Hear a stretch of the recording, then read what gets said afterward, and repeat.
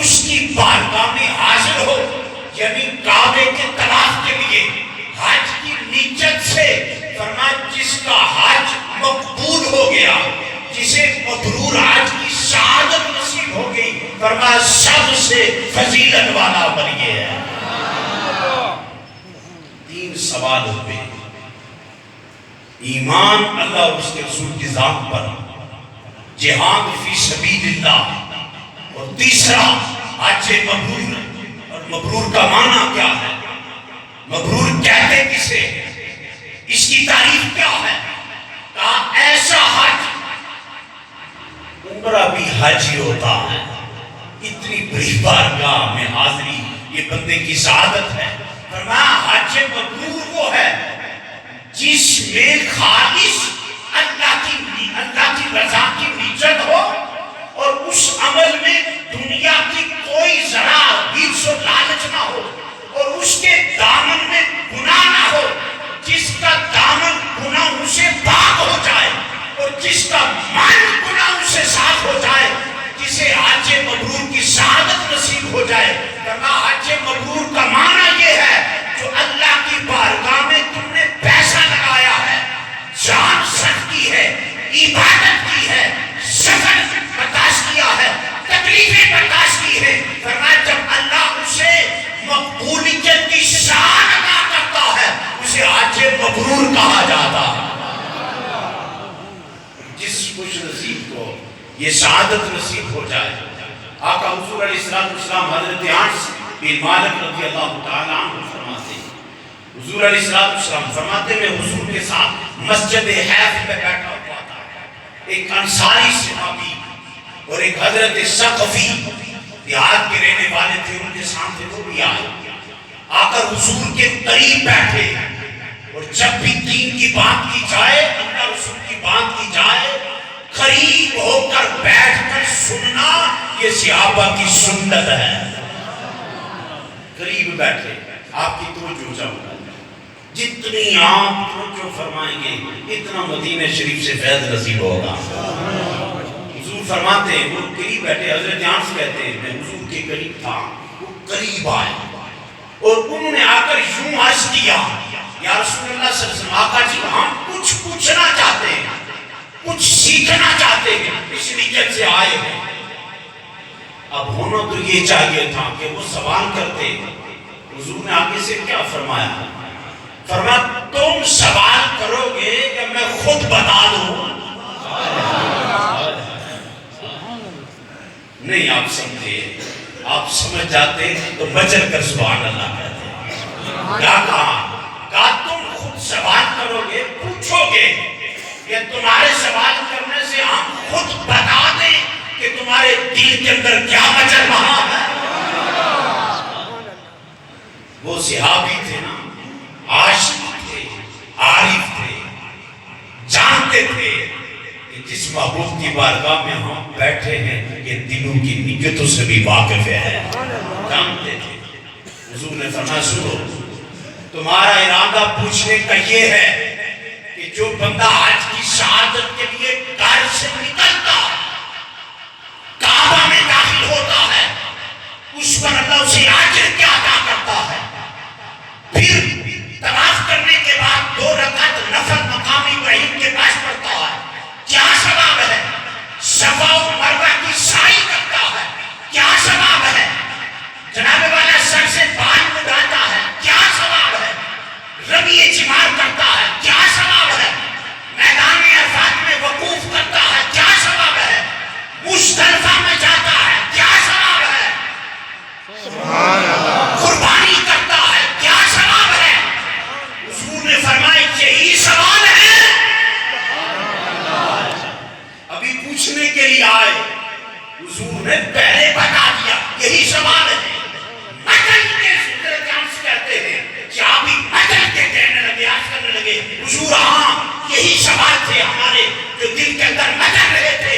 آقا حضور نے فرمایا سنو میرے صحابہ، جب کوئی اپنے گھر سے پیادل یا سواری پر سفر کر کے کعبے کے طواف کے لیے آتا ہے، ایک ایک قدم پر اللہ نیکی عطا کرتا ہے، ایک قدم پر اللہ درجے بلند کرتا ہے، اور ایک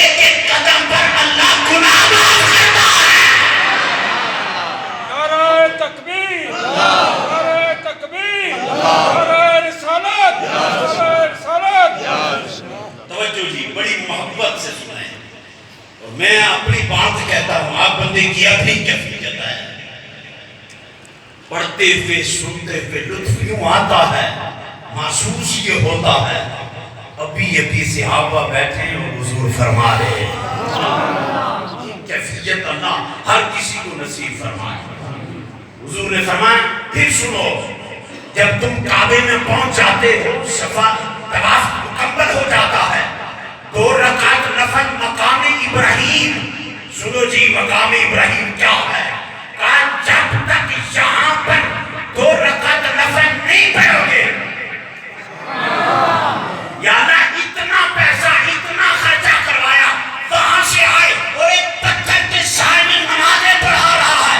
آواز ای بات پتھر کی نہیں ہے, بات ابراہیم کے قدم کی ہے. یہاں جار کے قدم لگے ہیں, مجھے پسند آئے ہیں. اس پتھر پر کھڑے ہو کر میرے گھر کو جناب والا تعمیر کیا ہے. ان کی مزدوری مجھے پسند آئی, ان کی اجرت پسند آئی. سادہ لباس پہنا ہوا تھا. رب نے کہا زمانے والوں, جہاں سے کہیں سے بھی آتے ہو, تمہاری اپنے اپنے علاقے کی ثقافت ہے. فرمایا جب کعبے میں داخل ہو, اپنی ثقافت نہیں, اپنا لباس نہیں, یا کس کا لباس پہنے. فرمایا جو جال ابراہیم نے پہنا تھا, جناب اسماعیل نے پہنا تھا, وہی لباس پہن لو. فرمایا تم احرام باندھو گے, 2 چادریں باندھو گے, میرے محبوب بندو کی یاد تازہ ہوگی, تمہیں نام اعمال میں عبادت کا ثواب لکھا جائے. سنو حضور نے کیا فرمایا, جب تم 2 رکعت مقام ابراہیم کے پاس نفل پڑھتے ہو, اللہ اولاد اسماعیل سے, اولاد اسماعیل سے فرمایا غلام آزاد کرنے کا ثواب عطا کرتا ہے. پھر جب تم جناب والا صفا و مروہ پر جاتے ہو, دوڑ لگاتے ہو, دوڑنا بھی عبادت ہے. یاد دوڑنا بھی عبادت ہے. اتنا پیسہ لگایا, اتنا خرچہ کیا, اتنا سفر کیا, یہاں تو دوڑے لگا رہا ہے. کہا نہیں, تمہیں پتہ نہیں ہے یہ دوڑ لگانا کس کی سنت ہے. فرمایا ہاجرہ کی سنت ہے, میرے لیے نہیں دوڑی, جناب اسماعیل بیٹے کی محبت میں دوڑی ہے. فرمایا دوڑی وہ اپنے بیٹے کی محبت میں تھی, مجھے ادا پسند آ گئی, میں نے حج کا رکن کر دیا ہے. تم دوڑتے جاؤ, ثواب میں دیتا رہوں گا. آگے سنو جی, یا اللہ ثواب کتنا ہے. آوازیں 70 غلام, کتنے 70 غلام آزاد کرنے کا ثواب ہے. پھر چلے جناب والا وقوف عرفات کرنے کے لیے. آفتاب لڑنے کے بعد, سواد نکلنے کے بعد وقوف عرفات تھوڑی دیر ٹھہرا جاتا ہے, وہاں ٹھہرے. یا اللہ یہاں ثواب کیا ہے, یہاں نیکی کیا ہے, یہاں اجر کیا ہے. آوازیں جناب کی طرف سے اصول راستان ہے. سرکار نے فرمایا جب لوگ وقوف عرفات کرتے ہیں, فرشتوں کے سامنے فخر کر کے کہتا ہے, اے فرشتوں دیکھو, کوئی کسی شہر کا, کوئی کسی علاقے کا, کوئی کہاں سے آیا ہے.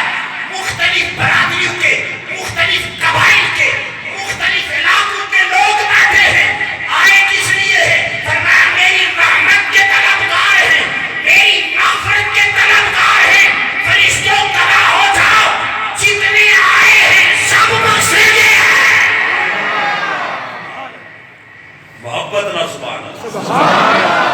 منٹ ایک تے گل ختم, پھر زندگی دے کے چلساں. توجہ, وقوف عرفات کیا, اللہ رب العزت کی طرف سے آواز آتی ہے چلو مزدلفہ کی طرف. فرمایا جب مزدلفہ میں پہنچے, لوگ ٹھہرے ہوئے ہیں, وہاں مزدلفہ میں جب پہنچے نا, اللہ کی طرف سے آواز آئی, اے فرشتوں سنو, یہ جو بیٹھے ہیں نا, انہیں میری طرف سے میری رحمت کے طلبگار بیٹھے, مغفرت کی امید لے کر بیٹھے, ان کی طرف سے میری طرف سے اعلان کیا جائے, تم جتنے یہاں بیٹھے ہو اللہ نے سب کو معاف کر دیا ہے. لیکن سنو اے حاجیوں, اے 2 چادروں میں لپٹے ہوئے مومنوں, اے مختلف